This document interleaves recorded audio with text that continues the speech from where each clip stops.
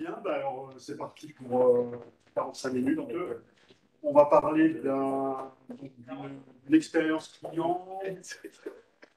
Donc, comme l'a dit Dominique, le client ne cite pas, enfin, je ne saurais pas citer son nom, donc je ne nomme pas non plus les logiciels, enfin, voilà, tout ce qu'on a utilisé chez eux. Donc, ça va être plutôt un partage de concepts, d'idées de ce qu'on a mis en place. Alors, donc, ce client-là, c'est une grande banque européenne qui a on va dire un centre de compétences IT, dont il y a 6 personnes sur l'IBRI, donc 4 seniors, vraiment des gars qui sont bien capés.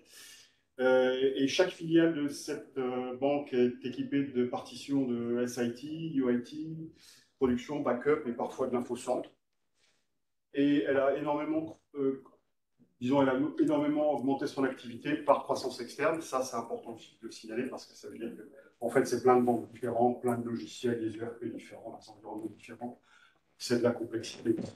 Ils ont un SOC interne et pas de compétences IBMI du tout. Il y a à peu près tout type d'infra. Il y a du mainframe, de l'IBMI. Voilà. Ils font des activités bancaires, assurances. Donc, leur projet de sécurité a démarré en 2019. Donc en 2019, ils ont assuré la planification. Ensuite, ils ont une façon de sélectionner l'outil qu'ils allaient choisir, assez intelligente, plutôt que de faire plusieurs POC, donc plusieurs évaluations techniques de produits. Ils ont vraiment en amont fait un énorme questionnaire technique. Je me souviens à l'époque, je ne faisais pas encore partie de l'équipe. Donc, Sans émulation? oui, j'ai remis. D'accord. Euh, et donc, il y avait vraiment des questions, des démos très poussées, etc. Eux, dans leur esprit, c'est de se dire, on peut faire plusieurs POC. On va vraiment pousser les démos à fond, à fond, à fond, les questions techniques à fond. Après, on va choisir a priori le logiciel. S'il ne convient pas, OK, on fait un deuxième POC. Mais ils l'ont plutôt vu comme ça.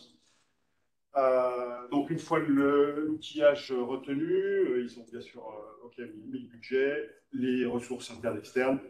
Et ils ont aussi décidé d'avoir un standard, parce que comme on sait, on n'a pas véritablement de standard de BMI pour la sécurité. Il faut se le faire. Il y a des petits bouts à droite à gauche, mais il n'y a pas vraiment, on va dire, un standard. Donc ils en ont fabriqué un. Et après, ils ont défini leurs objectifs. Donc voilà les objectifs qui se sont donnés en 2019. Donc premier objectif, donc, intégrer le monde IBMI au SOC via Curada. Alors, ce n'est pas forcément dans l'ordre de, voilà, l'ordre priorité. Hein.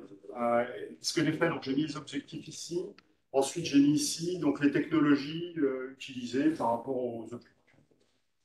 Ensuite, les remédiations. Donc, bien sûr, hein, c'est tout l'héritage, c'est bien. Hein. Il y a beaucoup de travail de remédiation, les systèmes, les configurations, les droits sur les objets, et ainsi de suite. Donc, c'est un gros travail. Ensuite, donc, on va mesurer les déviations, faire du reporting d'événements aussi, en plus de Curadar, pour nous-mêmes. Faire du contrôle d'accès, ça c'était la très grosse partie, donc, qui était importante pour eux. Améliorer le contrôle des comptes à privilèges, donc avec un système d'élévation de droit, par exemple. Ce qui était très important pour eux aussi, même si ça paraît évident quand on est dans un système où il y a beaucoup de partitions, ils ont investi énormément dans la partie déploiement et consolidation. Ça, c'était aussi une partie intéressante. Le CICD, bien sûr, même si moi, à titre personnel, je n'y ai pas participé, mais ça concourt à on va dire, une amélioration de la sécurité, hein, c'est évident. Ça, c'était aussi une partie importante. Les échanges de données, ils ont beaucoup travaillé. Alors moi, je n'ai pas participé, mais ils ont énormément travaillé parce que chaque banque avait sa façon d'échanger des données, des flux, de nettoyer de l'IFS. Enfin, voilà. Donc, ils ont rationalisé tout ça. Ils ont mis des process automatisés avec des drop zones, ce qui nous permet de mieux sécuriser, de comprendre ce qui se passe derrière. Donc ça, c'est aussi un gros boulot qu'ils ont fait. Et sur le MFA, alors on l'a pas encore mis en place, ça fait partie du plan. Donc, pour le moment, on a beaucoup avancé, on va voir le planning où on en est, hein, mais on a énormément avancé sur le reste. Voilà, donc on a utilisé en termes de techno des points d'exit, pas mal, des élévations de droit, le journal à fond, enfin les journaux en général, les services SQL, on adore, beaucoup, beaucoup. Et puis, dans certains cas, on a été obligé quand même d'aller chercher des softs quand on ne pouvait pas utiliser ce qu'IBM nous offre.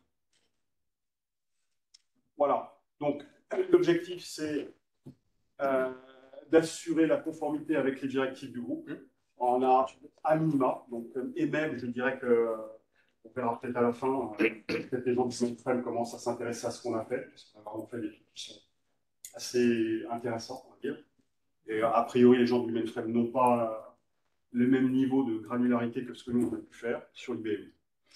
L'idée aussi, c'est qu'on ne doit pas mettre une usine à gaz, même si on a poussé le modèle très loin.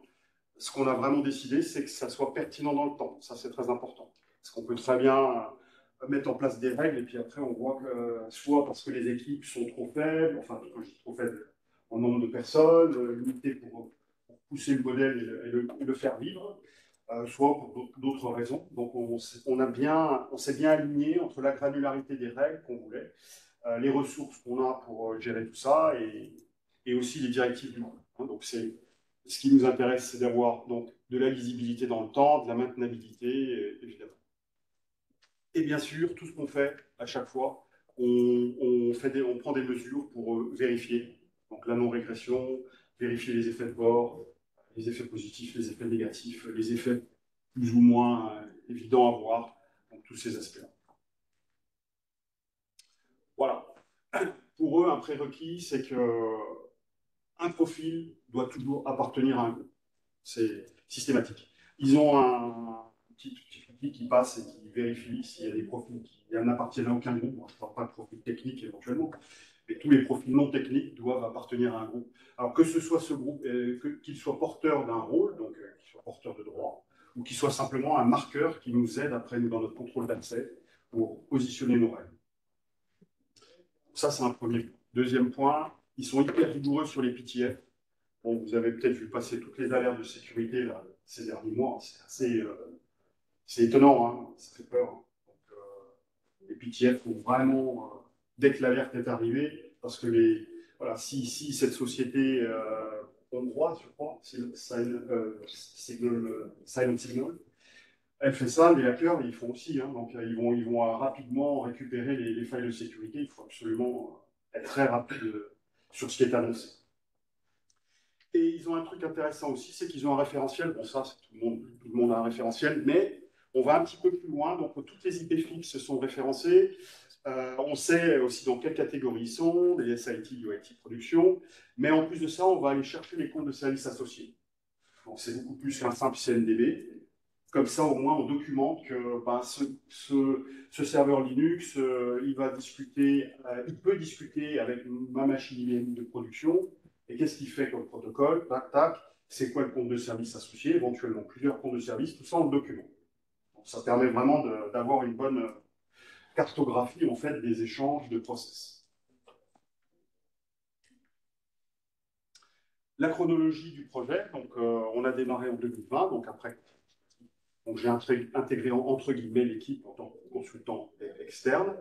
Donc, on a installé le produit, on a mis les fondations, ensuite on s'est connecté à QRadar.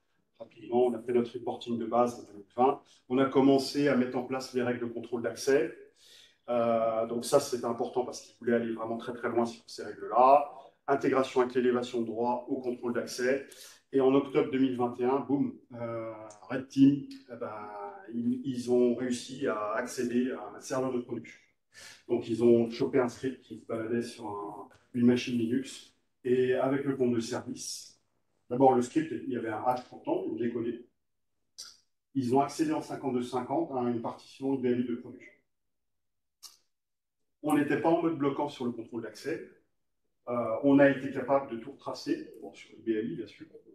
Euh, alors qu'apparemment, les gens du SOC, je ne suis pas sûr qu'ils aient tout retracé en fait, l'activité de la Red Team. Donc, en fait, nous, on était assez à l'aise dans le sens où on a bien vu tout ce que la personne enfin, tout ce qui a été fait sur l'IBMI. Et on a commencé le mode blocage en août 2022. Bon, il y a plein de machines. On a commencé par les SIT, puis les recettes, les productions moins sensibles, et ainsi de suite. Hein. Il nous manque une ou deux productions à faire. On prend aussi notre temps. Vous voyez, le passage du mode, on va dire, apprentissage au mode bloquant. Des fois, moi, je ressens des pressions de certains clients qui me contactent et qui me disent on a besoin de bloquer les accès en 3 mois. Moi, j'aime pas trop ce genre de pression. Il faut quand même prendre le temps de bien analyser les règles, qu'on se mette bien d'accord avec le client pour comprendre le niveau de granularité des règles qu'il veut, qu'est-ce qu'il veut exactement, plutôt que de, on va dire, de forcer la main sur des modes de bloquant. Donc voilà, aujourd'hui on en est là, donc on est dans une situation extrêmement stable. Il nous reste encore un petit peu de travail, mais voilà, on va assez loin. Donc voilà, je vais vous décrire maintenant ce qu'on a fait chez eux.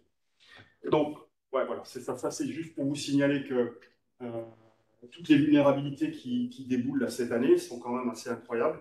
D'autant que c'est des vulnérabilités qui existent depuis probablement l'origine de l'operating system. Donc ça fait un peu froid dans le dos, même si évidemment cette société utilise des mécanismes, on va dire, en dehors des chemins normaux, mais ça veut dire si eux ils arrivent à le faire, ben, d'autres arriveront aussi à le faire. Donc si ça se trouve, on n'est pas encore, on va dire, à la fin de toutes ces vulnérabilités qui déboulent, on ne sait pas. Ça, c'est une chose. Premier point. Deuxième point, cette société-là, donc là, en fait, le patron de l'équipe IBMI, des administrateurs, il participe chaque mois à des réunions de sécurité globales au niveau du groupe. Et la problématique des logiciels attaqués, c'est vraiment un problème qu'ils évoquent régulièrement parce que quand on fait du contrôle d'accès, on a souvent tendance à dire ben, je fais confiance à mon logiciel de CICD, je fais confiance à mon logiciel de machin, de trucs de WebSphere. Et aujourd'hui, on se dit mince, mais est-ce qu'il faut vraiment, jusqu'où il faut aller quoi? Est-ce qu'on doit aussi contrôler les logiciels? Jusqu'où il faut aller? Ouais, c'est ça la question.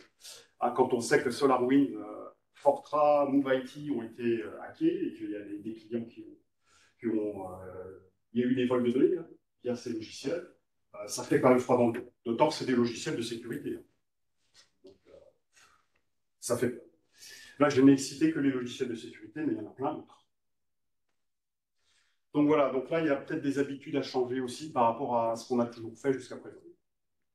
Et puis, il y a une complexité un peu plus technique due au fait que, bah, avec SQL et open source, on peut faire plein de choses différentes. Notamment, tiens, par exemple, je reprends le SQL. On peut faire maintenant, vous savez, le QCMD exec dans un select.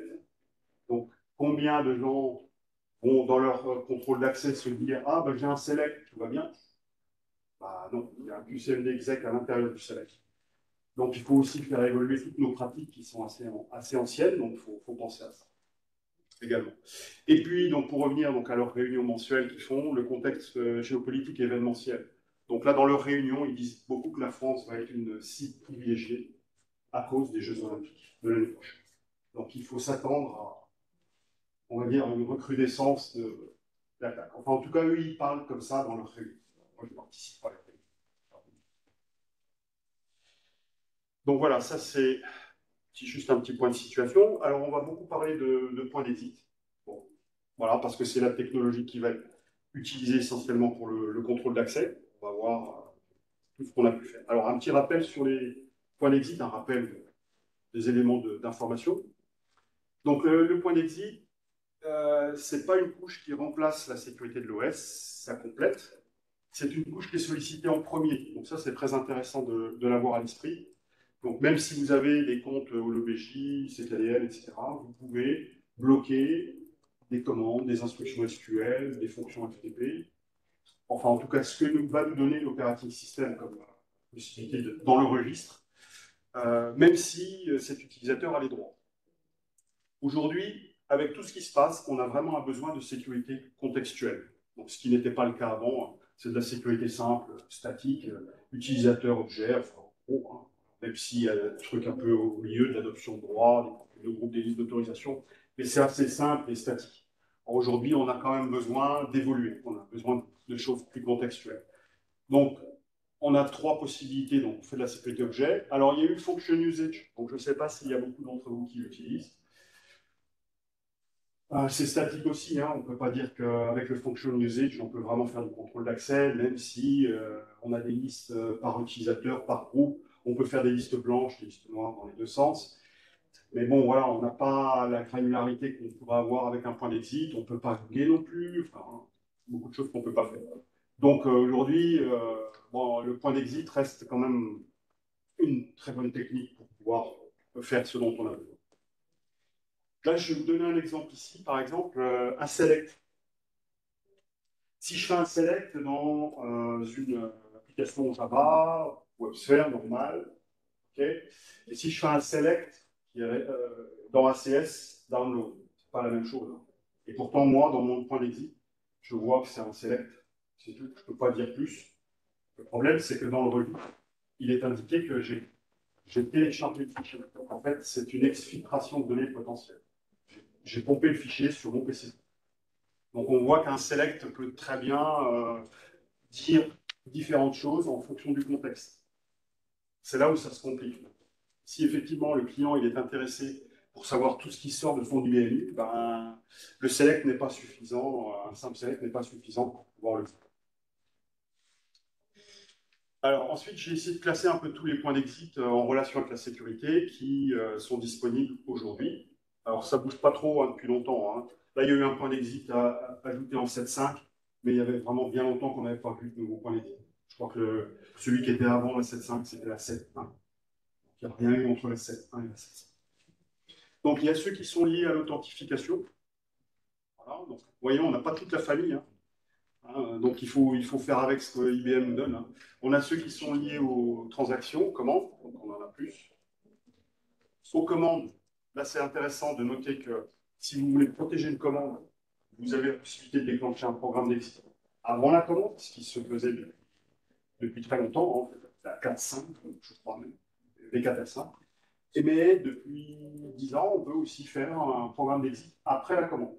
Donc, ça, c'est intéressant. Très peu de gens le savent et l'utilisent, mais vous pouvez imaginer de faire des trucs assez intelligents du style je fais un DFU, j'intercepte ma commande, je démarre la journalisation en hausse de mon fichier, puisque je l'ai dans mon DFU, j'enregistre mon rapport, j'ai mon point d'exit, mon programme d'exit à la fin. Quand je sors de mon DFU, hop, je remets par exemple ma journalisation en after et je sors mon rapport. Un exemple de choses que vous pourriez faire avec les points d'exit sur les commandes. Mais on n'a pas les data qui a été modifiées. Bah après, vous pouvez faire un petit programme, tu peux faire un petit programme qui fait un display journal, un SQL, papa. Quand j'ai des doutes, en fin de compte, je peux le faire, c'est ça.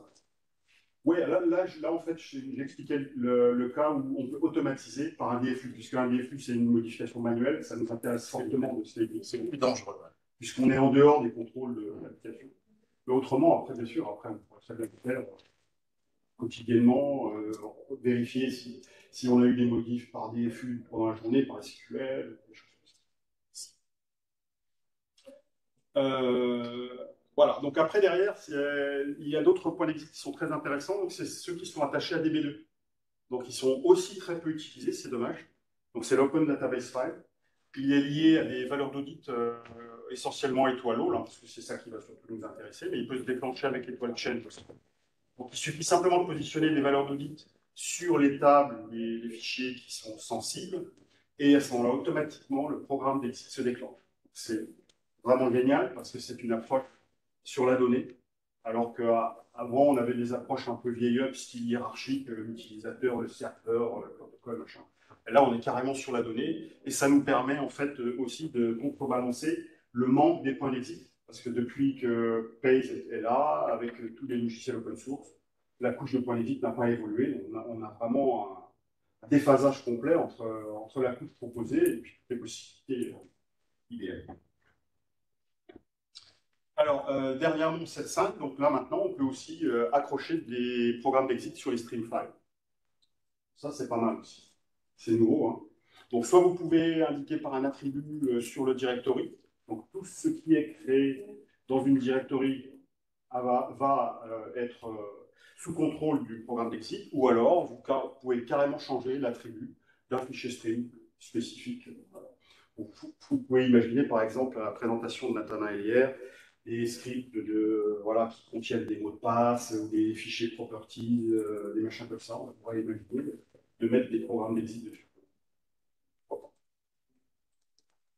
Ensuite, les sockets. Donc, justement, c'est ce qu'IBM nous propose par rapport au monde base. Alors, le problème, enfin, moi, je suis pas un fan des sockets. Le problème des sockets, c'est qu'en fait, c'est pas au même niveau que les autres programmes d'exit. Donc, ça veut dire que dans les sockets, vous avez les accept et les connect. Vous avez dans les deux sens, entrant, sortant. Si c'est une connexion entrante, vous ne connaîtrez pas l'utilisateur. Voilà. Si c'est une connexion sortante, c'est un connecté, vous connaissez l'utilisateur. Donc, c'est juste une notion d'IP de port.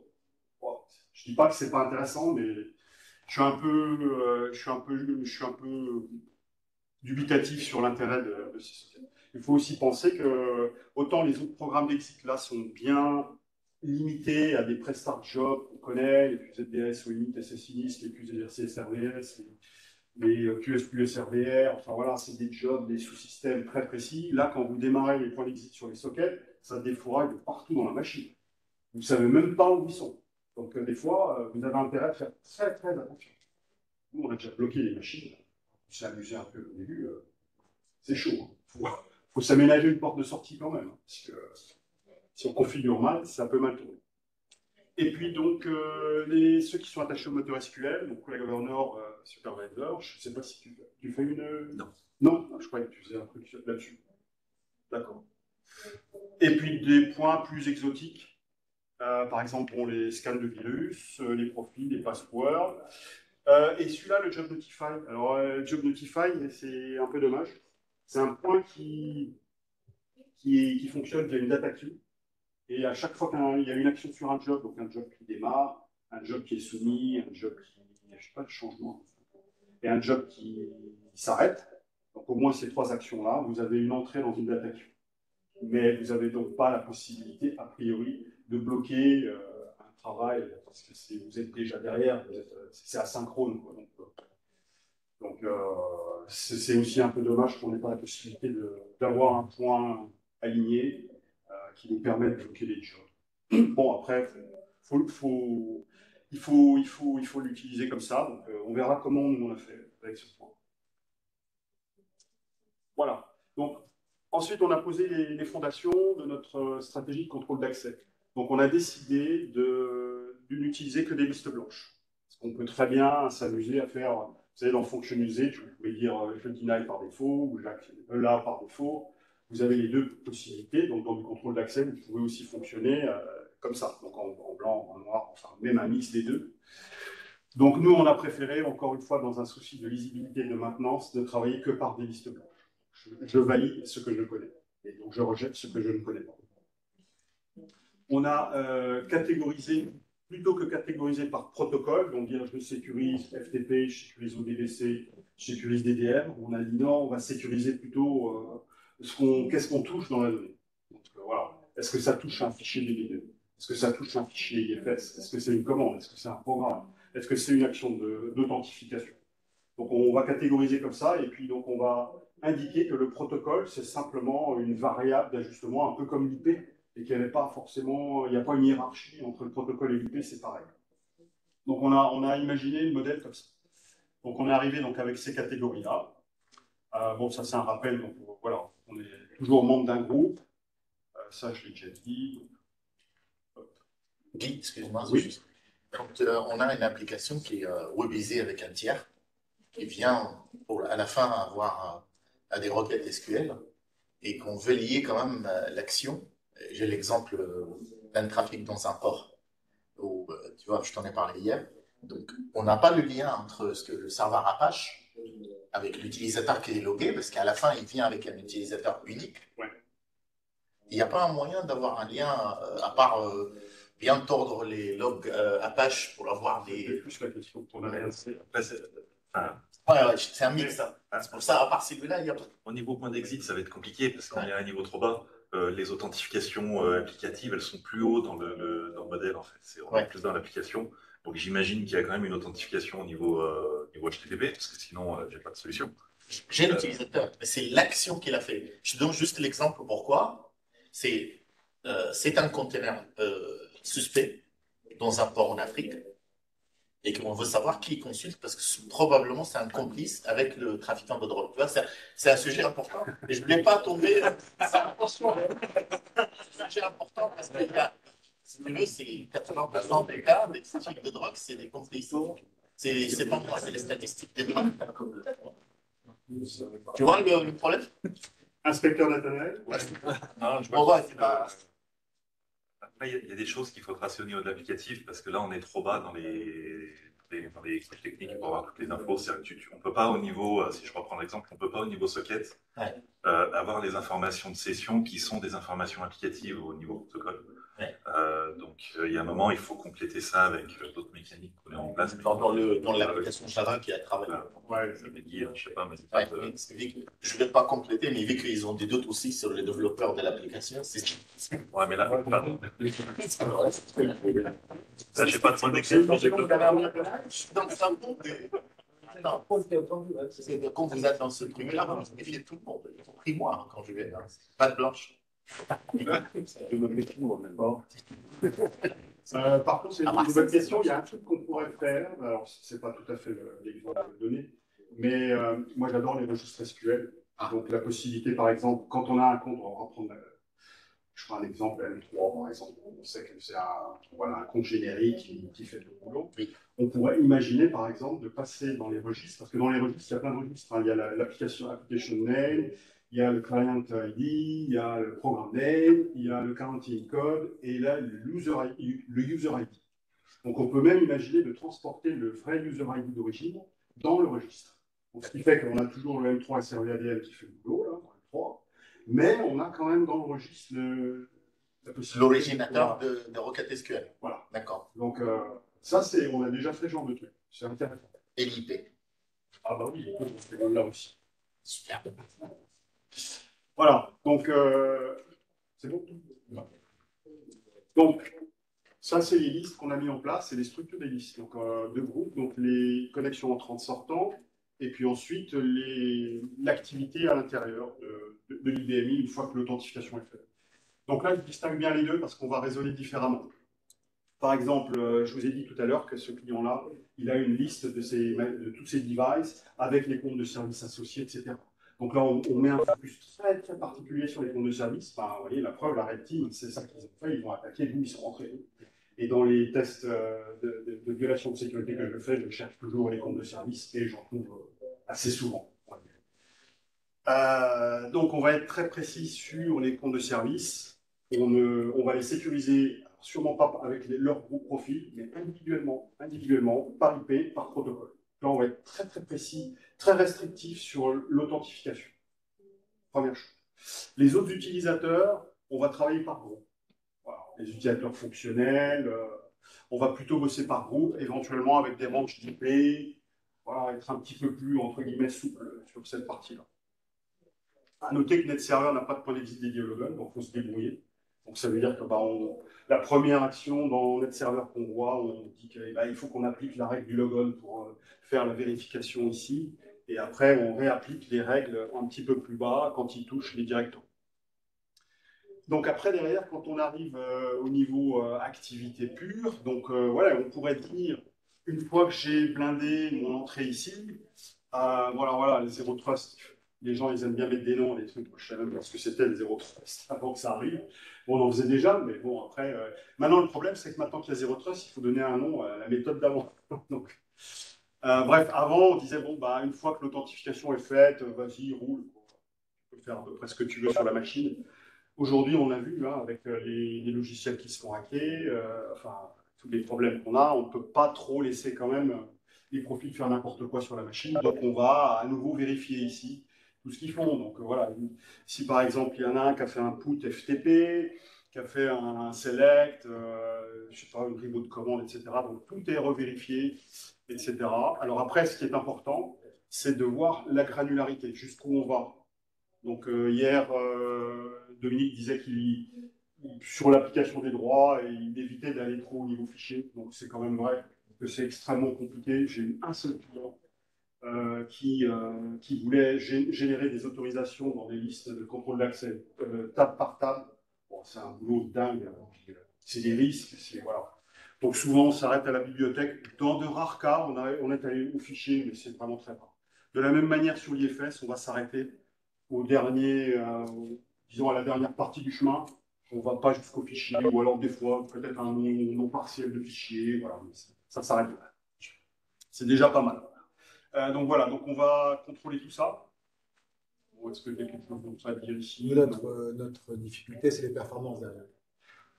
Alors, ouais, les performances. On a beaucoup travaillé sur le sujet, donc tout ce qui est logon, c'est facile. Forcément, voilà. Ensuite, on travaille côté SQL, et là, on était confronté à des gros soucis de perfs. Voilà. On a un ERP qui fait un million d'entrées-sorties SQL, et là, c'est pas évident. Voilà, alors, c'est une bonne question. La performance, on n'a pas voulu en parler là, parce que c'est un sujet presque à part entière. On a beaucoup bossé sur la performance. Le problème de ces points d'exit, c'est que vous ne pouvez pas les déconnecter. Non, donc ça veut dire que s'il y a un vendeur de soft qui vous dit bah, ça ne vous coûte rien en CPU, c'est faux. Hein, parce que déjà, le simple fait, nous on a calculé dans des textes, le simple fait d'appeler un programme d'exit, déjà ce qu'IBM met en place, ça coûte. Donc, oui, c'est clair. donc voilà. Donc après, il y a des astuces. Parce que nous, à l'époque, on a bossé sur les plus gros S400 au monde, télécommunications ici. Ils avaient essayé tous les softs, c'était une catastrophe. Nous, on a réussi à passer, parce qu'en fait, on a mis une technique un peu particulière, c'est qu'on a mis juste le point d'exit sur le logon, et après, on a déclenché à la demande un point qui s'appelle Query Government. Et là, on arrive, avec ce biais-là, cette astuce, à ne consommer la CPU que quand nous, on décide de la consommer. C'est-à-dire donc quand on n'est pas dans le RP. Et là, vous arrivez à des impacts CPU proches de zéro, vraiment. Donc, dans les très gros comptes, on a une banque aussi en Amérique latine, il y a 27 000 utilisateurs. Hein, cette banque, elle est gérée directement par Orchester. Pareil, ils n'arrivaient pas à installer des points d'exit. Cette technique-là nous a permis de sécuriser cette banque aussi. C'est des gros comptes. C'est des très gros comptes, ouais. Mais alors après, on peut être confronté à ça aussi avec des petits comptes mal configurés. Hein. Parce qu'en fait, c'est ça le problème, c'est de la performance. Hein. C'est mal configuré. Excuse-moi, Guy, donc tu considères que le ERP, lui, il va gérer sa sécurité en termes de traçabilité, et tout ce qui est un administrateur va venir en DFU ou faire Voilà, des SQL, et c'est là où il faut surveiller, donc tu donnes le SOX, en fait, tu respectes le SOX, la partie côté finance, que les administrateurs sont servis autrement que le ERP. Après, c'est un choix, parce que là, toujours pareil, hein, c'est entre la performance et sur ces très gros comptes, on n'avait de toute façon pas le choix. Hein. Donc, ils ne pouvaient pas supporter une charge CPU sur tous les SQL passés par les programmes dédiés. Après, l'idéal, c'est de le laisser. Chez ces gens-là, c'est gros. Hein. Ben, c'est laissé. Et l'impact CPU est largement acceptable. Alors, après, je ne sais plus combien ils ont des grosses machines, mais plusieurs milliers d'utilisateurs, il n'y a pas de problème. Après, moi, je considère que quand ça commence déjà, je parle d'utilisateurs au DBC, quand on commence déjà à avoir 2000 sessions dans les QZDASO et SSID, là, ça commence à devenir un peu chaud. Mais avant, plusieurs centaines, ça va.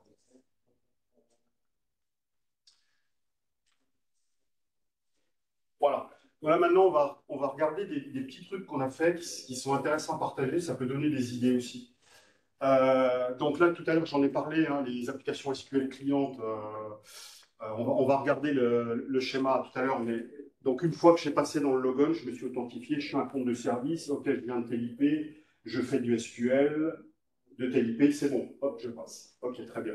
Après, derrière, je peux très bien rentrer dans un nouveau contrôle. OK, mais c'est quoi l'application client?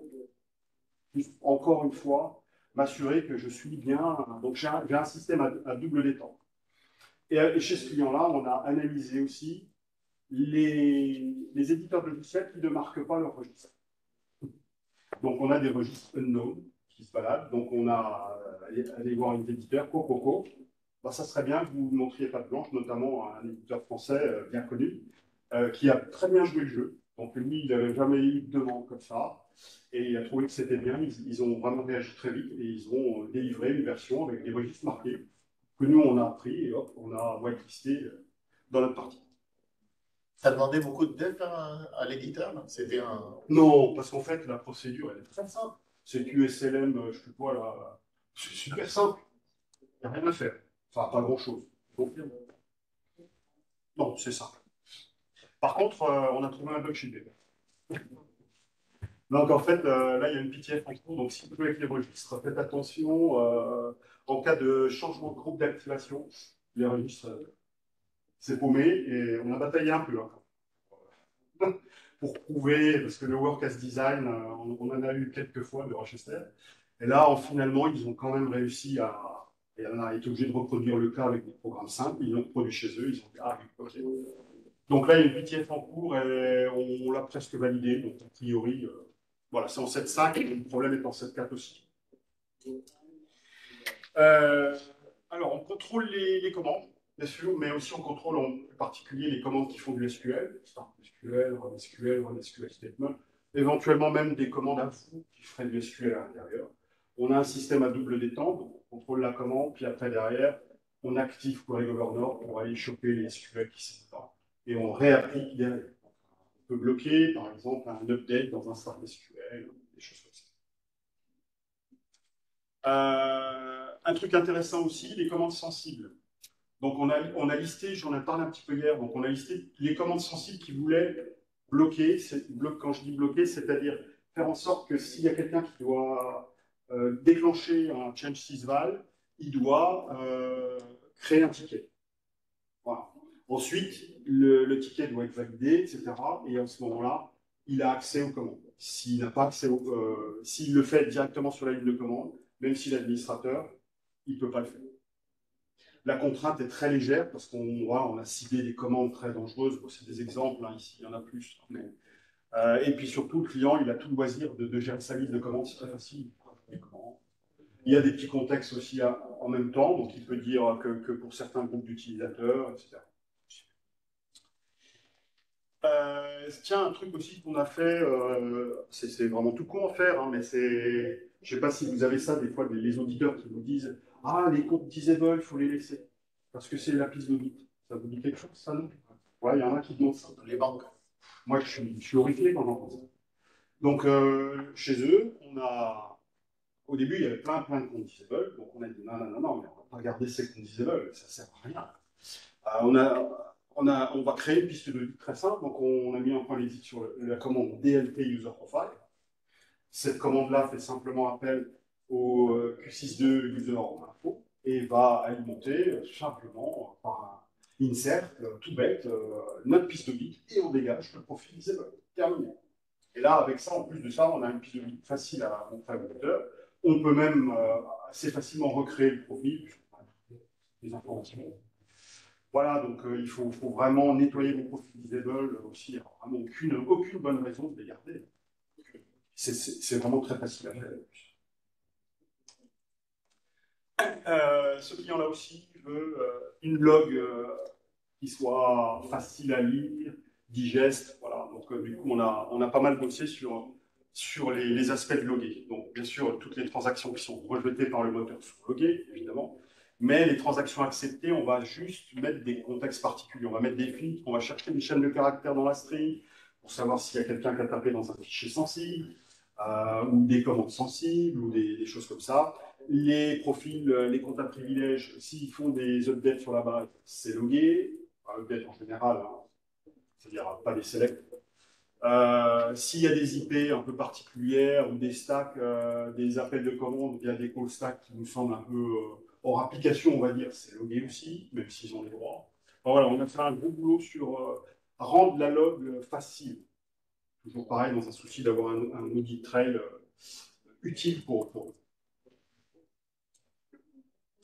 Alors, sur les points d'exit, il y a toujours la confusion sur le telnet et sur le travail. Donc, un point d'exit sur le telnet, c'est simplement l'affichage de la grille d'ouverture 5256. C'est tout. Moi, je trouve que c'est vraiment bof. Donc, nous, on a décidé carrément de l'éliminer de notre configuration et on a bossé sur le job notify. Parce que le job notify, ça représente vraiment le début d'un job, en l'occurrence pour nous interactif. On ne s'est pas encore intéressé au batch. A priori, on ne s'en intéressera pas parce qu'on a sécurisé le submit job. A priori, on s'en fout. Mais voilà, donc ce qui nous intéresse, c'est voilà, si par exemple j'ai le fameux service, la red team qui déboule et qui essaye avec un compte de service d'ouvrir une session 52-50, c'est non. Alors c'est non avec le job notify, donc ça nous a demandé du boulot, hein, parce que le job notify, c'est une data queue. Donc il faut mettre un process intelligent pour intercepter l'entrée dans la data queue qui déboule, faire une action. Donc l'action, c'est tout simplement, vous pouvez l'imaginer, c'est un end job. Non, Le job. eh oui. Tu ne laisses pas entrer. Non, Et comme donc, je suis après le fait, ouais. il est déjà rentré. Mais en fait, même pas une seconde. Il ouvre la session. Voilà, beaucoup. En fait, il ne voit pas, mais il se signe et voilà. C'est la seule façon qu'on ait de bosser sur un jeu. En tout cas, ça marche bien. Voilà. On a beaucoup travaillé sur les problèmes d'environnement. Je ne sais pas si ça vous dit quelque chose, ça, c'est une histoire comme ça. Il y a une banque, un client européen, pas ce client-là. Un jour, ils ont merdé dans leur reconstruction de machines de recettes. Et en fait, ils ont fait des tests de mise sous pli. Ils ont envoyé des faux relevés à des vacuums. Ça va vite, hein. Donc c'est pour ça qu'en fait, enfin c'est pas pour cette raison-là, mais eux, ils sont très sensibles à l'étanchéité des environnements. Donc, c'est-à-dire des machines de test causent avec des machines de test, que ce soit du Linux, du mainframe, ce que vous voulez, de l'IBMI, les machines de recettes entre elles, les machines de prod entre elles, et c'est tout. Ça, c'est déjà la règle générale. Après, on va observer qu'est-ce qui se passe entre les différentes catégories de machines. Là, on commence à essayer de comprendre, bon, alors ok, là, c'est le CICD qui pousse des trucs, donc ok, voilà, on va l'autoriser, mais d'une manière très fine, pour justement ne pas laisser un autoroute entre ces environnements-là. Là aussi, c'est un problème. Quand il y a des attaques, souvent, on essaye de protéger les machines de prod, et puis les autres, on les laisse un peu tranquilles. Et puis parfois, il y a des autoroutes entre ces machines. Donc on va vraiment être très précis. On va être très précis dans les deux sens, connexion entrante, connexion sortante. Les paramètres sensibles sur les commandes, alors oui, voilà, le submit job, là, on en a parlé un peu hier. Donc même si quand je fais un submit job et que je choisis un utilisateur qui est différent du mien, ou les valeurs par défaut, étoile job 10, étoile current, je ne me souviens plus les 3-4 valeurs, ou mon utilisateur, je trouve aussi un peu mon utilisateur, c'est vrai que je dois avoir les droits use sur le profil que j'utilise avec la soumission, mais quand même, ça reste une pratique qui n'est pas terrible, donc on a monitoré les switches. Donc on s'assure que si on produit un utilisateur différent, il faut aussi expliquer pourquoi. Voilà. On a observé le système pendant plusieurs mois, et maintenant, sur pas mal de machines, on a passé en mode bloquant, parce que c'est pas possible d'utiliser un utilisateur différent en dehors de quelques exceptions qui sont dûment justifiées. Là, ici, on a fait un truc sympa. Donc, ils ont un outil de DevOps déployé partout. Et évidemment, les développeurs, facile, quoi, plutôt que de faire un start SEU, bon, désolé, hein, SEU, enfin, après, je sais qu'ils font aussi du RDI. Quand ils font le start SEU, ben, ils sont censés ne pas qualifier la commande, mais bon, tout le monde sait qu'il suffit de faire Q6/start SEU, et ça passe allègrement les sécurités entre guillemets, du logiciel en question. Donc là, nous, on a remis une sécurité par-dessus pour éviter que ces gens-là ils fassent ça. Ça, c'est quand même intéressant. Parce que, apparemment, c'est un vrai problème. Et c'est un problème chez pas mal de gens. Donc voilà, donc on a bloqué toutes les commandes ici qui permettent de et on a en plus de ça, on a fait encore mieux que ça, on a analysé toutes les bibliothèques qui sont dans le référentiel et on a dit pour forcer les gens à utiliser l'outil, on leur interdit de faire l'option 2 de Start SEU sur des sources qui ne sont pas dans le référentiel. Ça commence à être. Et dernièrement, on a une machine en Italie là, qui est extrêmement sollicitée avec des workloads qui sont très importants. Il y a eu une étude de performance d'un monsieur que vous connaissez tous qui a bossé sur les machines et donc en fait il a fait des recommandations, notamment sur le multiprocessing et sur les priorités. Et donc on s'est dit, bah, on a tout l'outillage, donc il n'y a aucun problème, on va changer les priorités dynamiquement des jobs en étant extrêmement précis, donc on va bien isoler les jobs qu'on veut changer. Et on a juste des petites. Enfin là, on ne sait pas encore comment on va s'assurer parce qu'on a diverses sons de cloche d'IBM sur le multiprocessing. Là, on est encore en attente de comment on va procéder, mais on a tout l'outillage pour le faire. Ah, je suis en retard. Tu vas l'être. Je vais l'être. Voilà, ça tombe bien parce que j'ai presque fini. Je suis à la 3e cerise, donc c'est la fin. Donc maintenant qu'on est en mode bloquant sur toutes les partitions, on a une vue graphique consolidée. Comme ça, la personne est tout de suite informée s'il y a des rejets. On a préféré ce mode-là plutôt que l'alerting. Voilà, mais on aurait pu faire de l'alerting. Et finalement, donc, on a beaucoup bossé sur le déploiement. Donc, on a tagué en fait toutes les règles dans les machines centrales, toutes les règles de contrôle d'accès. Et à chaque fois, on va indiquer la portée d'une règle. Est-ce que c'est des machines de test, des machines de prod, quel pays, quel source, et ainsi de suite. Ça nous permet vraiment de déployer en toute confiance. Parce que j'ai déjà vu des clients qui ont peur, après, quand il y a les règles qui sont en mode bloquant, ils se disent, oh là, on ne touche plus à rien. C'est dommage. Eux, ils sont capables de faire un replay sur la config, sur toutes les machines, sans problème. C'est vraiment un vrai retour sur investissement, parce que dans le temps, il y a une vraie confiance dans les règles. Voilà, et le dernier slide, je crois que c'est le dernier. Sur les utilisateurs à privilèges, donc objectif réduction des droits, permanent, contrôle des utilisateurs à privilèges, élévation de droit à la demande. Donc il y a des utilisateurs internes, externes. Ils font la distinction entre les deux. Bon, je ne veux pas rentrer dans le détail sur cette partie-là, mais en tout cas, ils ont développé, ça c'est pas moi qui l'ai fait, un web service qui va sur leur système de tickets. Et le système de tickets, il est porteur des partitions sur lesquelles le développeur, la personne est censée se connecter, avec une validité, donc option de plage de date. Et donc on va vérifier tout ça. Si c'est bon, il est élevé. Si c'est pas bon, il est rejeté. Et à la fin de son élévation, on capture l'ensemble des logs et on réattache tout le ticket. C'est vraiment génial. Et a priori, le mainframe ne fait pas ça. Donc, ils vont commencer à regarder ce qu'on fait sur cette partie-là parce que ça les intéresse. Voilà. Et donc, ça, c'est le schéma, et je crois que c'est la fin. Voilà, c'est la fin, ouais. Le schéma global de protection, on voit quand même voilà, le fameux zéro trust, on en fait un peu partout. Hein. Donc là, on arrive ici, on se connecte, hop, on passe la première barrière du logon. Si c'est du 5250, ok, on arrive ici. Si éventuellement il tape une commande sensible, boum, c'est rebloqué ici. Si cette commande fait du SQL, boum, c'est rebloqué ici. Voilà, on réapplique nos filtres à chaque étape. Si on arrive et que ce n'est pas du 5250, et si c'est du SQL, boum, on revalide les registres. Et après, derrière, on revérifie tout actuellement. Voilà. Et tout ça, ça tombe dans QRadar ici. Et les connexions sortantes sont contrôlées de la même manière, avec toujours ce problématique d'étanchéité des environnements. Voilà, SIT, ouais, c'est tout. Voilà, c'était les SPI. Merci beaucoup. La tarte, Donc, un grand merci, Guy, pour ces deux présentations.